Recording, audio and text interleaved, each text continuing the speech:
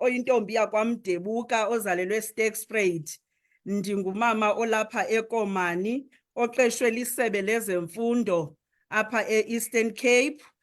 Ndiphangela kwiofisi zilapha eNdumangeni eKomani Hospital office zethu njengo-subject advisor, umcebisi wesifundo sesiXhosa.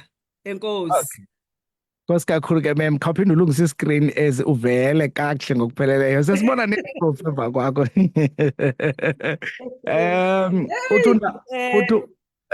Uthi undawoni phaa eSterkspruit, Esteke? Ikhaya lam likwilali ekuthiwa kuseBhambu, eBhambu eSterkspruit. Yes, 10 kilometers before ufike phaa edolophini eBhambu kwaMdebuka. Okay ke mem. Hayi, nguwe lo singade simbone kakuhle, uyijongise phezulu, lungisa yona ndibona wena nditshintsha ilaptop, ndizawutshintsha ngoku ilaptop but uzandibona. Okay. All right. Kabakaba njengoba ke singena kwiterm yesithathu apha ke kubafundi, phambi koba sibanike amazwi abakhuthazayo, masiqale ke sazi uba yeyiphi imicelimngeni exhaphakileyo abadla ngojongana nayo xa kuyiterm yokugqibela okanye yesithathu. Okay. Msasazi, ndiyabulela kakhulu, ndiyabulela ngeli thuba undiphe lona ukuba ndithethe nabafundi. Iingxaki zabafundi zininzi kakhulu xa siqala le kota yethu yesithathu, kuba kuyavakala wena kwalapha endleleni uba ibude bendlela buyavakala apha kubafundi xa sikweli xesha. Noko baye babonakalise ubudinwa bubude bendlela. Kuye ke kunjalo kuvakale noba bunzima bezaziphumo bebezifumene ngelaa xesha bebebhala iimviwo zabo zesiqingatha sonyaka. Ngeli xesha bebebhala itest kaJuni, i-exam, abafundi bethu baye bathi bawuzifumana ke ezaziphumo zibatyhafise abanye kuba ziye zibonakalise ukungaqhubi kakuhle kwelabo icala. Kanti ke yonke loo nto yenziwa bubude bendlela, nomthamo womsebenzi unyuka ngonyuka. Baye ke ngoko ke batyhafe, bafumanise ukuba abanye babo bayanikezela, abasafuni ufaka amandla ekusebenzeni njengoko bekulindelekile. Kanti ke yimingeni nje leyo egqithayo, ayizozinto zihleli ukuhlala. Ngokuncedisana ke izikolo nootishala neofisi bayakwazi abafundi uba bazibone iingxaki zabo abazenzileyo, bazilungise, batsho bakwazi ukujonga ikota elandelayo ngamandla, kunjalo nje nokuzimisela okukhulu. Sithi ke msasazi, imingeni xa sithetha ngeengxaki okanye ii-challenges, siyayisusa laa ndawo ithi imicelimingeni, sithi yimingeni zona ii-challenges ezi. Okay. Masibaleke siya kwintengiso zalapha ekhaya. Xa sibuya ke mem sithathe ithuba ke sikhuthaze abafundi. All right. Get a new phone with Easy to Own from Vodacom. It's the easy way to own a smartphone. Simply use your airtime to pay off your new Samsung Galaxy A04e from as little as 12 Rand per day over 1 year with a deposit of 570 Rand. You also get 100 megabytes plus 10 minutes to use daily. Visit your nearest Vodacom store to see what device you qualify for. Here's to the next 30 years of making life easier. T's and C's apply. Further together. Vodacom. This station is now the ultimate power in the universe. Isikhululo sakho ivukani computer singangabo mvulakuli ngokusoloko uthe gqolo usimame useka liqhaso sithi kwemazonetho ubanda qalwa ngomthakathi ivukani computer ibhaba pha nebird. All right. Ishumi linomvo ke imizuzu phambi kwentsimbi yesihlanu ke mphulapha sekhaya. Ngalo ke usuku namhlanje sincokola ke naye ke uMrs Thobeka uyasixelela into kokuba yena uncedisa kakhulu ke kulwimi lesiXhosa ke subject advisor for isiXhosa eKhrizani West. Usuka ngapha kwelaseheshele. Mem sobuyile nathi sibuyile ngapha kwintengiso. Masithathe ke lithuba ke mem ke sithethe nabantwana sibakhuthaze kule term yesithathu. Okay. Enkosi msasazi. Abantwana endinqwenela ukubhekisa kubo ayingobantwana abafunda ugrade 12 kuphela, njengoko siye sazi ke ukuba amaxesha amaninzi siye sigxile kwaba bantwana bafunda kwibanga le-12 kuba kaloku impumelelo yethu iye ikalishwe ibekwe esikalini ngempumelelo yabantwana bafunda ugrade 12. Kodwa ke akuqali phaya kugrade 12.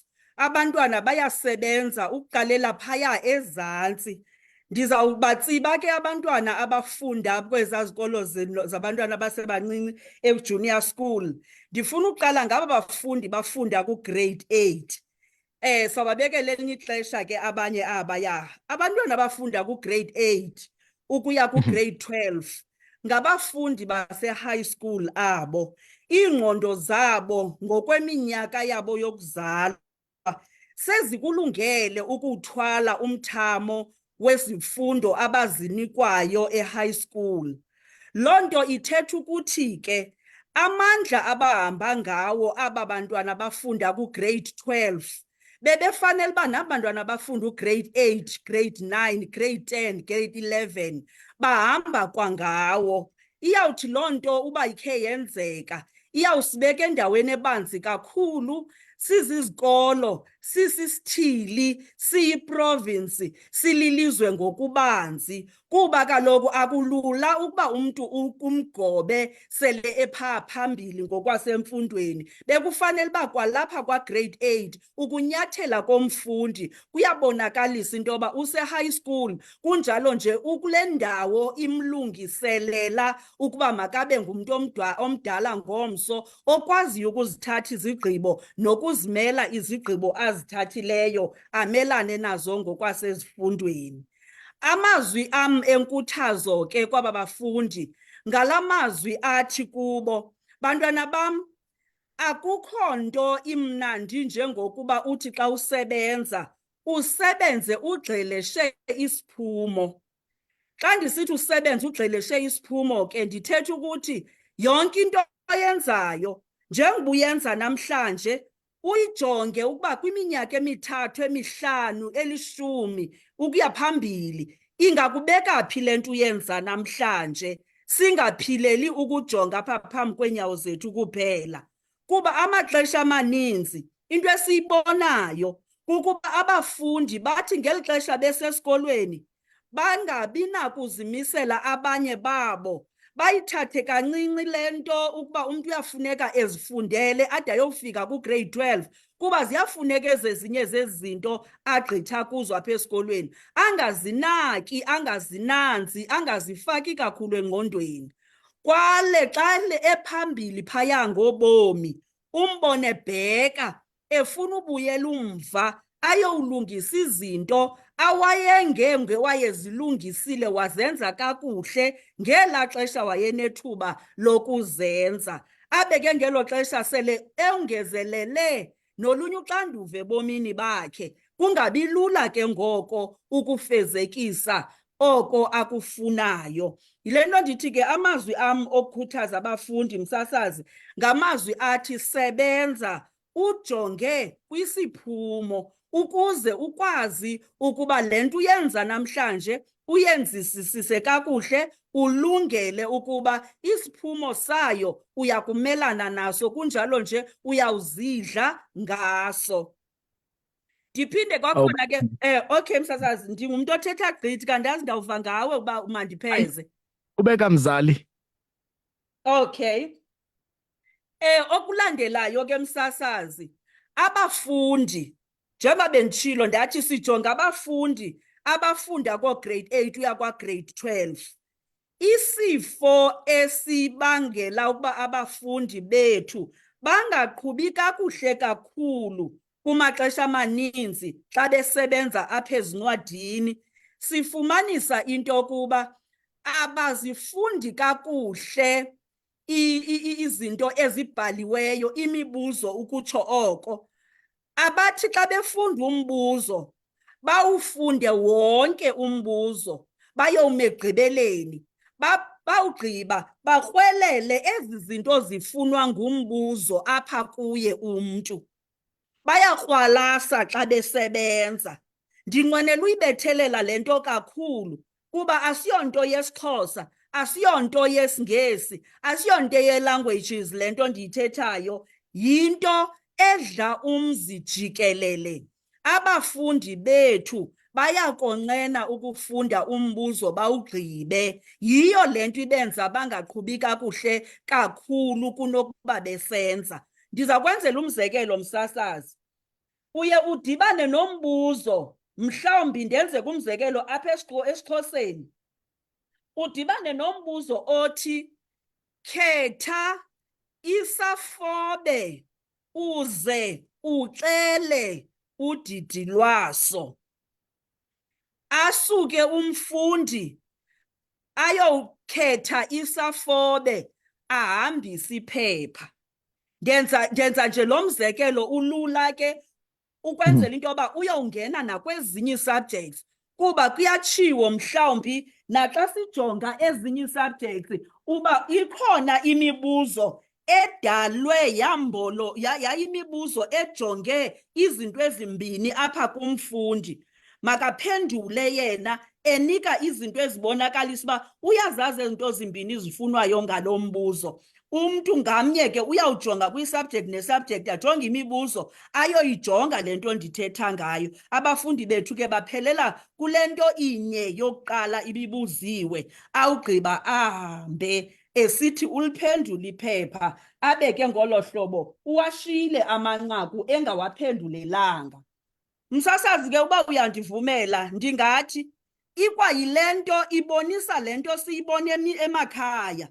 Uyawuthi umntwana umthuma ndiphathele phezu kwetafile ibholpeni nencwadi nerula nefowuni.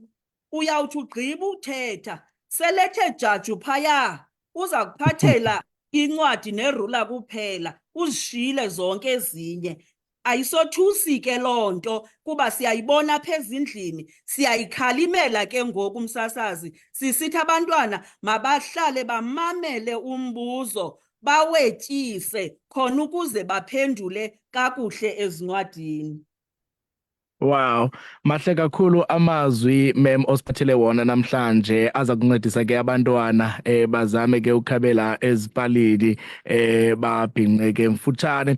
Siyabulela kakhulu ke mem, kodwa ke abantu abadinga ke mhlambi ukukhuthazwa nguwe nabantu abafuna ke mhlambi usoloko bethetha kunye nawe ukuzama ukuzikhuthaza ebomini ufumaneka njani mem? All right. Msasazi ndiyafumaneka phaya kwiofisi endiqeshwe kuzo eKomani Hospital kwaDepartment of Education, Bathandwa Ndondo Building. Kodwa ke andinangxaki, ndiyakwazi ukwabelana nabantu ngenamba yam yomnxeba 071 564 6938. Ukuba ixesha belivuma ke msasazi bendizawunyathela nakulaa nto ithi kukho aba bantwana bangaqhubanga kakuhle kwikota ephelileyo. Aba bafundi bangaqhubanga kwikota ephelileyo, bangaqhubanga kakuhle, ndiyanqwenela uba phambi koba ndihle kulaa mazomoya ndithethe nabo ngelithi akulahlwa mbeleko ngakufelwa. Bantwana bam, iimpazamo enizenze kwikota ephelileyo mazinganityhafisi zinenze niqobeka amadolo. Kokona kulixesha loba ngoku umntu ajongisise into yoba ebephazame ndawoni na, abuyele umva ayowulungisa iimpazamo zakhe, azi ukuba konke kusenokuphinda kuguquke, kodwa kuxhomekeke kuye ukuba ukusebenza kwakhe usebenza ejonge kwisiphumo na. Uyawuthi ke xa ezilungisile iimpazamo zakhe akhawuleze kwakhona aphakame athathise njengabanye abantwana, ajonge entanjeni apho sijonge khona sifunzele khona. Kude ke kube kuyonwatywa nasemakhayeni abo xa kuphuma iziphumo zale ikota sikuyo. Ndingabhekisa ke msasazi kwaba bafundi bafunda ugrade 12 ngokukodwa kubo. Yes, kumzuzu nje omnye oshiyekileyo mem siyezindabeni. All right. Kubafundi baka-grade 12, bantwana bam, niyayazi ke ukuba nenze kakuhle kakhulu kunyaka ophelileyo. benze kakuhle ebebephambi kwenu. Sanithembisa ke nathi uba sakwenza kanye zonke ezaa zinto besizenzile kwaba balonyaka uphelileyo. Nani ke nisithembisile, ze nenze njalo. Ayikho into eningakwazi uyenza, niyakwazi, kunjalo nje niqinisekile. Okushiyekileyo nje kukuqiniseka ngoku uphendula imibuzo ngale ndlela izawubuzwa ngayo nezindlela niprektiziswe ngazo nazii-question papers zeminyaka egqithileyo. Uba bendinokwazi ukukhumsha msasazi, bendinothi ngoku lixesha le-precision. Kufuneka laa military precision ukuze sikwazi uwela sifumane u-85% nakulo unyaka ka-2024. Enkosi. Masibulele ngexesha lakho mem. Nkosi msasazi.